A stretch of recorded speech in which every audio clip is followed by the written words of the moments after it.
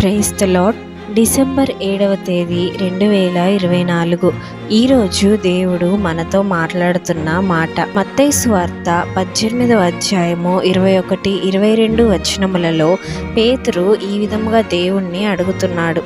ఆ సమయమున పేతురు ఆయన యొద్దకు వచ్చి, ప్రభువా, నా సహోదరుడు నా ఎడల తప్పిదము చేసిన ఎడల నేనెన్ని మారులు అతన్ని క్షమింపవలెను? 7 మారుల మట్టుక అని అతన్ని అడిగెను. అందుకు యేసు అతనితో ఇట్లనెను, 7 మారుల మట్టుకే కాదు, 70 ఏళ్ల మారుల మట్టుకని నీతో చెప్పుచున్నాను అని దేవుడు సమాధానమిచ్చాడు. అయితే ఇంతకంటే ముందు యేసు ప్రభు వారు మరి ఒక మాట కూడా చెప్పారు. 15వ వచనములో, మరియు నీ సహోదరుడు నీ ఎడల తప్పిదము చేసిన ఎడల నీవు పోయి నీవును అతడును ఒంటరిగా నున్నప్పుడు అతన్ని గద్దించుము. అతడు నీ మాట వినిన ఎడల నీ సహోదరుని సంపాదించుకొంటివి. అతడు వినని ఎడల 2-3 సాక్షుల నోట ప్రతి మాట స్థిరపరచబడినట్లు నీవు ఒకరిద్దరిని వెంటబెట్టుకొని అతని యొద్దకు పొమ్ము. అతడు వారి మాటయు వినని ఎడల ఆ సంగతి సంగమునకు తెలియజెప్పుము. అతడు సంగపు మాటయు వినని ఎడల అతని నీకు అన్యునిగాను సుంకరినిగాను ఎంచుకొనుము అని దేవుడు పేతురు అడగక ముందే చెప్పాడు. అయితే ఆ తర్వాత పేతురు దేవుణ్ణి అడిగాడు, ప్రభువా, నా సహోదరుల్ని క్షమించమని నువ్వు చెప్తున్నావు కదా, మరి నా సహోదరుడు నా ఎడల తప్పిదము చేసినప్పుడు నేను ఎన్నిసార్లు అతన్ని క్షమించాలి? 7 సార్లా అని అంటున్నాడు.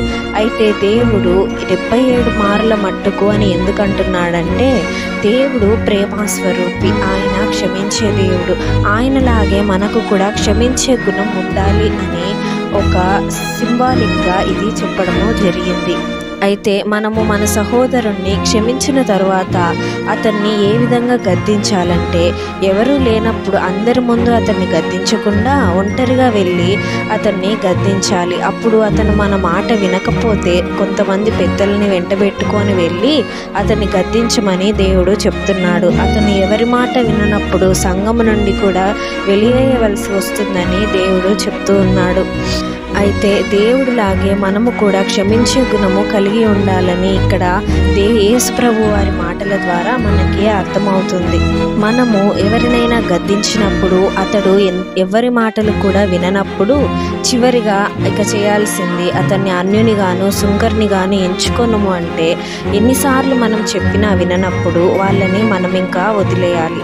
ఎందుకంటే దేవుడు మనకి ముందే చెప్పాడు, ఎవరైనాను తప్పిదము చేసినప్పుడు వాళ్ళని గద్దించిన తర్వాత వాళ్ళు మారితే సంతోషము, వాళ్ళు మారకపోయినా కూడా మన తప్పు ఏమీ ఉండదు. ఎందుకంటే మనము గద్దించాల్సిన బాధ్యత మనది. మనము గద్దించాము కాబట్టి వాళ్ళు రేపు దేవుని న్యాయ తీర్పుకు వెళ్ళినా కూడా మన బాధ్యత మనం నెరవేర్చినాం కాబట్టి మన మీదకి ఏ దోషమునో రాదు.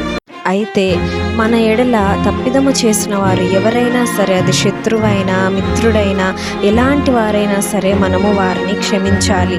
వారిని క్షమించడం మన బాధ్యత. ఆ తరువాత దేవుడే వారికి తీర్పు తీరుస్తాడు. కానీ తీర్పు తీర్చుట ఆయన వంతు కానీ మన వంతు కాదు.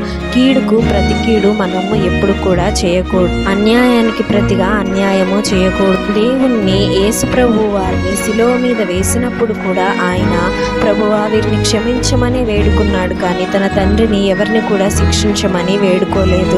ఆయనకే అంత ప్రేమ ఉన్నప్పుడు ఆయన భక్తులమైన మనకు కూడా ఆయననే మాదిరిగా ఉంచుకొని మనము నడుచుకోవాలి. ఆ విధంగా మన సహోదరులను క్షమించే క్షమగుణము, ప్రేమ మనకి ఉండాలని ప్రార్థించెదము. ఆమేన్.